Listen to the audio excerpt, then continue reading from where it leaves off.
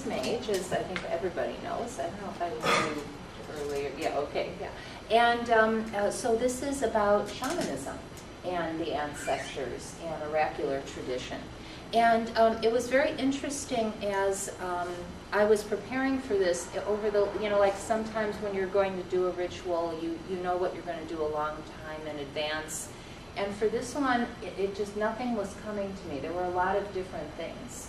And there's certainly a lot of things that you can say about the ancestors and the oracular tradition in shamanism. First of all, I should say that I would call myself a very modern, eclectic shaman. In other words, I don't come from like one tradition. I actually come from the tradition of music and dance, which in that way I'm following my ancestors, especially my father, who was a professional musician and also was on the board of directors of the Chicago Musicians Union for about 30 years. And so with me being the executive director of an arts center, that's following a family tradition, right? Yeah. Also, I was born and raised not far from here. I was born and raised in Albany Park, which is about a mile from here. And so, as somebody pointed out, I am an indigenous shaman to this area. I almost, looking back, like sometimes we look back in our past and initiations that we've had, and I realized that, I used to go walking along the Chicago River at Horner Park, if people know where Horner Park is, like Montrose and California and all that. And one time I almost fell in the river. I was like walking along, like it's high up, the banks are really high up, and at one point, like I kind of slid down the bank, and there was like another about 15-foot drop into the water.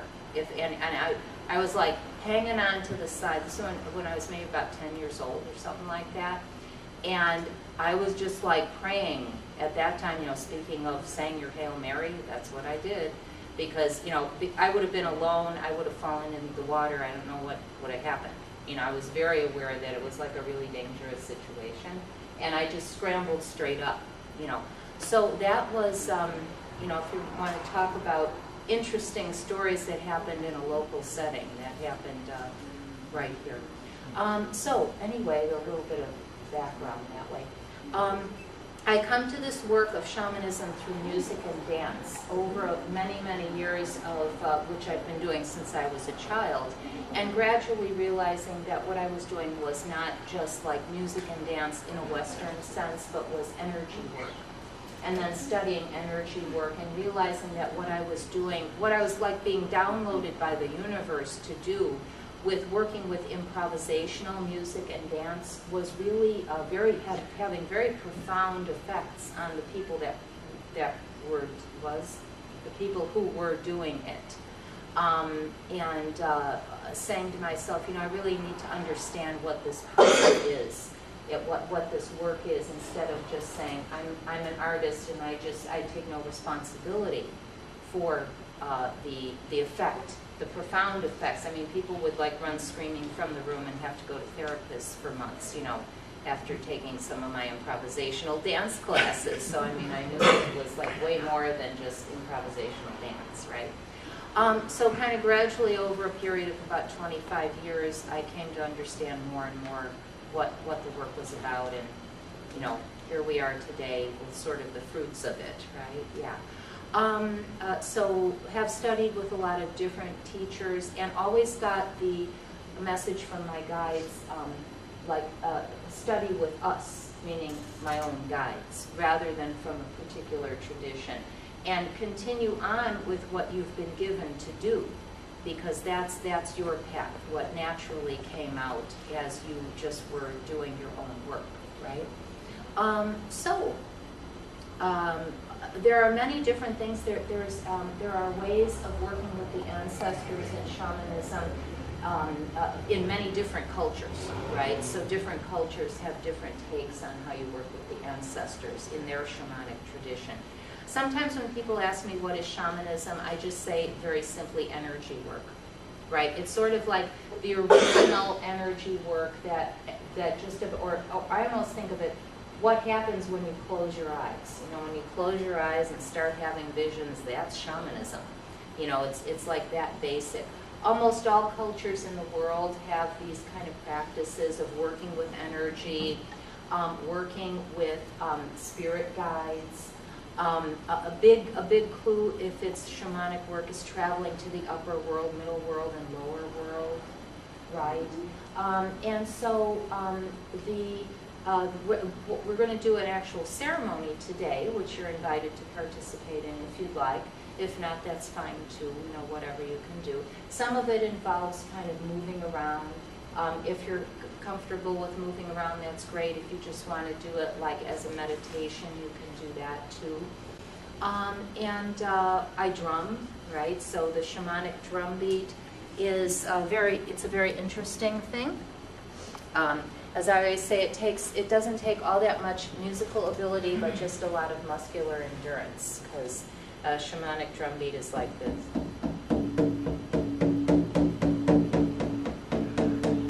Right? Which interestingly is the same rhythm as the theta brainwave.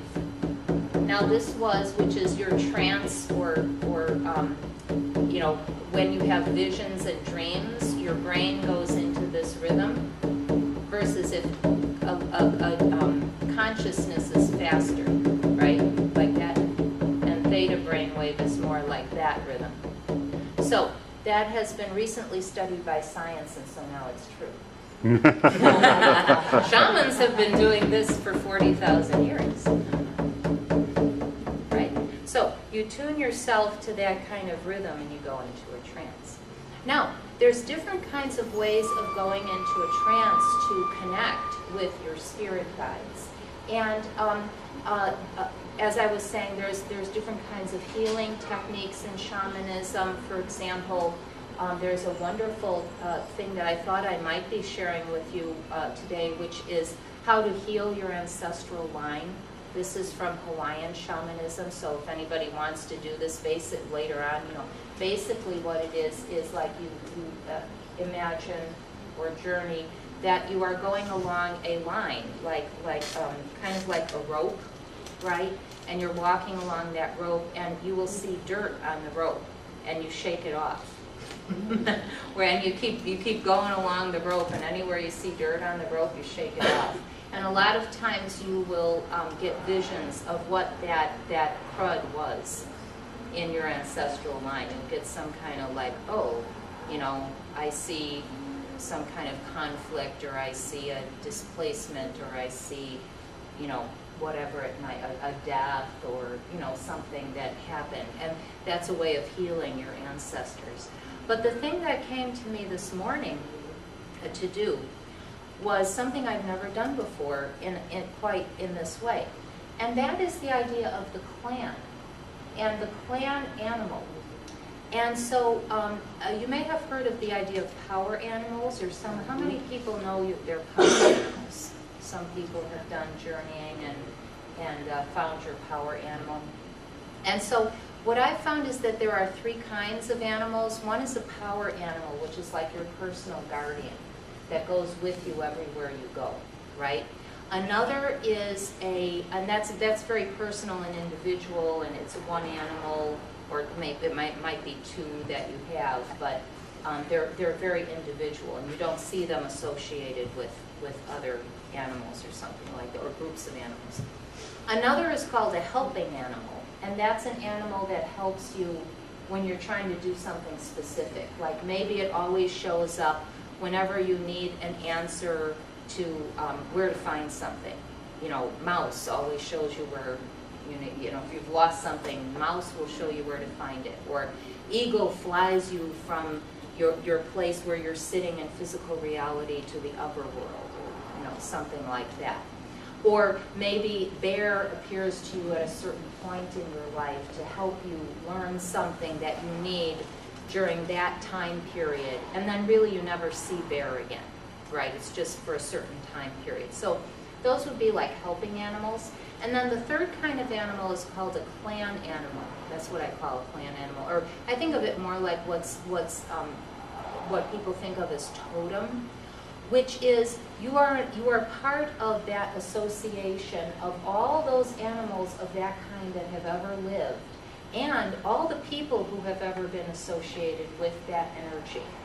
So being part of a clan, like the bear clan, or the wolf clan, or the owl clan, or the prairie dog clan, that's always my favorite one. Oh, great spirit of the prairie dog.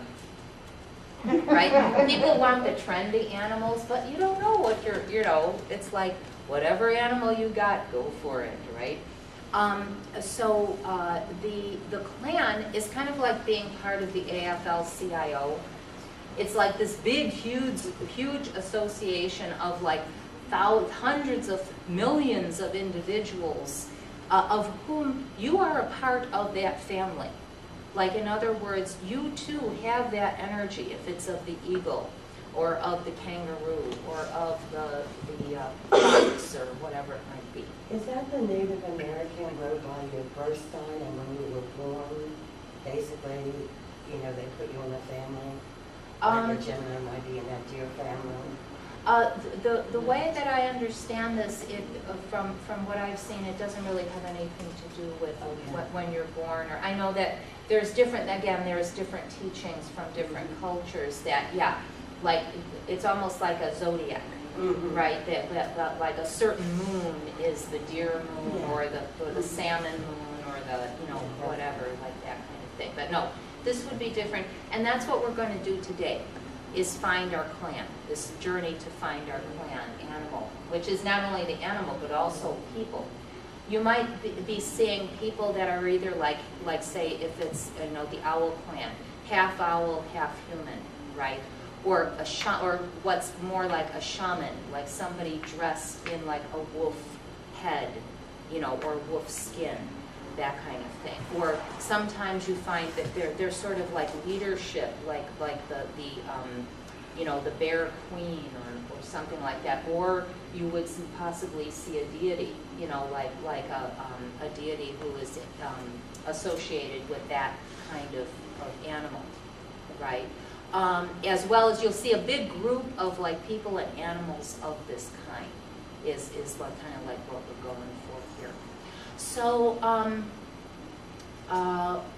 a way to do this, what I'd like to invite everybody to do is pass around the sage and do some smudging, just kind of briefly here. Everybody's familiar with doing that, and everybody's okay with, like, nobody's allergic or anything like that. Then we'll also light some sweetgrass, which is, so sage is like for cleansing the aura and getting your, getting ready to journey and to have this kind of experience. And sweetgrass is to invite in the good spirits and to invite in our clans, right, our animal clans.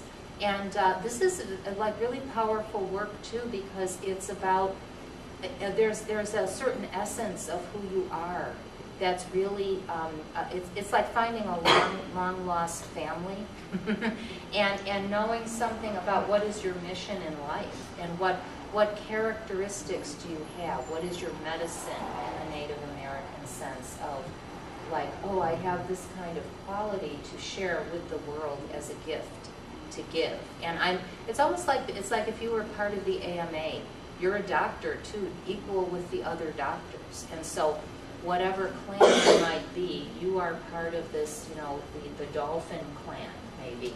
And so you share that quality to be able to give something to the world. So that's the kind of thing. And also by doing this journey, being now in touch with those spirit guides to continue to receive guidance from them and to work with them. One last thing I wanted to say is, you know, okay, we're talking a lot here about the animals and that kind of thing, but also let's just take a moment and I think that can be done actually during the ceremony. But we'll be thinking also about the fact that we've talked about ancestors in terms of our human ancestors, you know, having like a shrine with family pictures and that kind of thing. But if you do believe in evolution, if you don't believe that we were just created and dinosaurs are totally separate and have nothing to do with humans, or animals have nothing to do with humans or something, if you do believe in evolution, we evolved from animals. I mean, we're part of that animal family. We're a species of animal. And so if we go back far enough in our family tree, we're animals, right? Yeah. And if you go farther back in your family tree, you're the elements. You're air, earth, water, and fire. So before there were any living beings, there were like air, earth, water, and fire. So we're still from that lineage. Those are our ancestors, right? The elements themselves are our ancestors if you go far enough back. So kind of taking that into consideration as we begin here. So I would invite everybody to stand, right? Everyone can move into the center. We have a little bit of room to move here. And taking some nice deep breaths, inhaling and exhaling. Breath is energy. Air creates the energy as we breathe in and exhale, connecting to our energy bodies. Taking a little time to move the head forward and back, side to side, around in circles, feeling not only the physical head, but also the energy body around and inside the physical head. Doing the same thing with the shoulders, shoulders moving forward and back, up and down, around in circles. And what if those were not human shoulders, but were the shoulders of a tiger? Think of the shoulder blade of a tiger. Moving your elbows now, elbows moving, feeling the elbow of your human body, but also imagining the elbow of a horse. And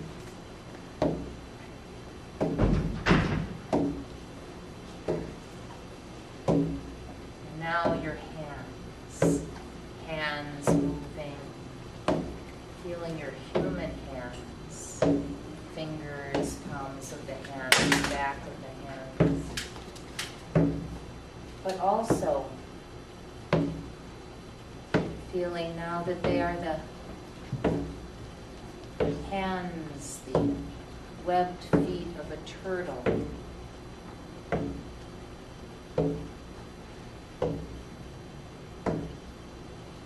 Now the hands become the claws of an eagle.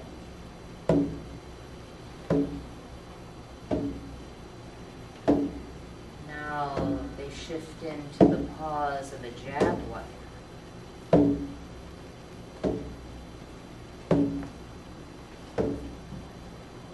Letting your hands shift into whatever your clan animal may be. Just allowing that, inviting that in.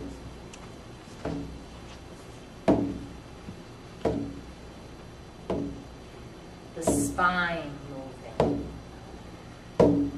forward and back, side to side, rotating. Is this the spine of a snake? Is this the spine of a dolphin? Is this the spine of a giraffe? And the hips now, hips side to side, forward and back, around in circles.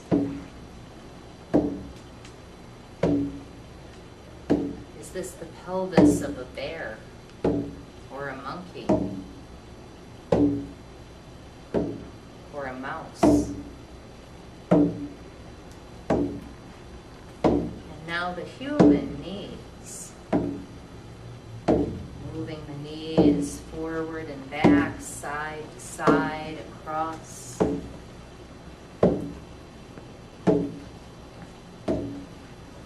Are these the knees of a wolf or a gazelle?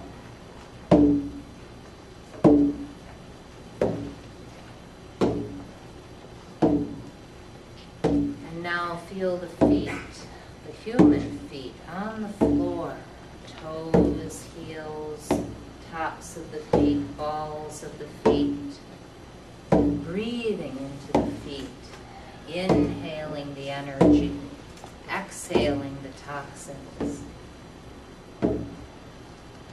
Allowing these feet to become the hooves of a cow.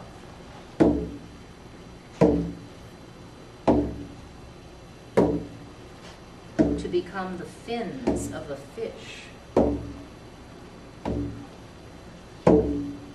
To become whatever is coming to you in your imagination. Breathing. And now any part of the body that wants to move. Inhaling freely, exhaling freely. See if one part of the body is telling you something about what your plan is. If your plan is speaking to you through one or another part of the body.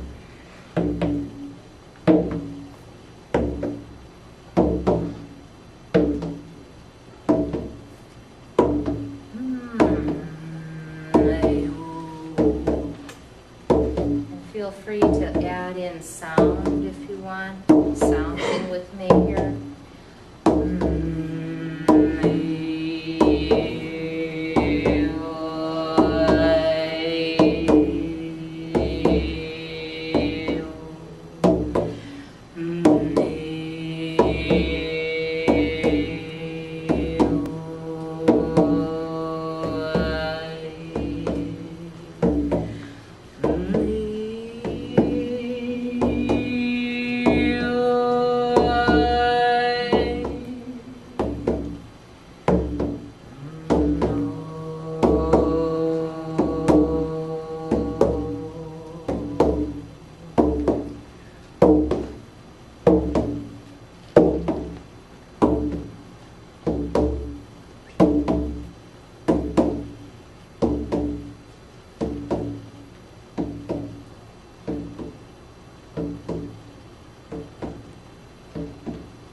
Remaining standing, continuing to move if you'd like, or some people may want to lie down on the floor or sit in chairs. Whatever is comfortable now for a journey in spirit to find and to commune with your clan.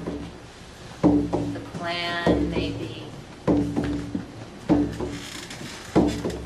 different animals for different people. You will find usually one clan that you're really part of. And this clan will have not only animals of that kind, groups, large groups of that animal, but also humans that have participated in that animal's energy. Humans, perhaps of all cultures and all times. Humans that may be some of your physical ancestors even. So you may find your ancestors in that way as well.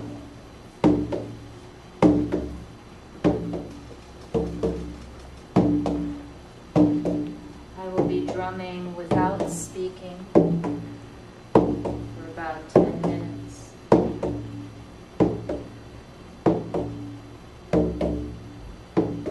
Turn off the light here.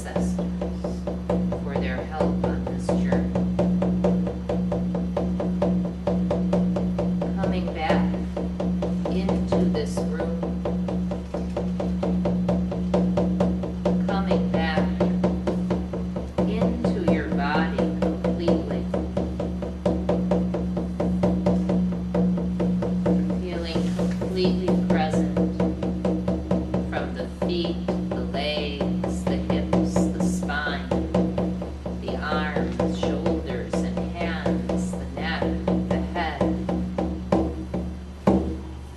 and arriving now.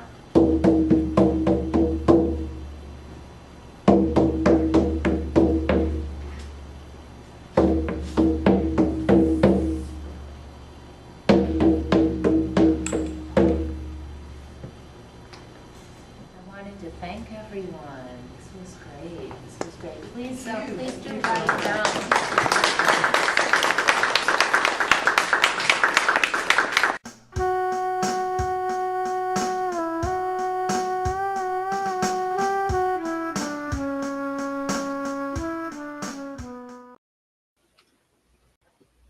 This October, the world of pagan voices comes together in one global gathering, the Pagan World Congress. 5 days, over 100 hours, speakers, rituals, music, and town halls streamed across the world.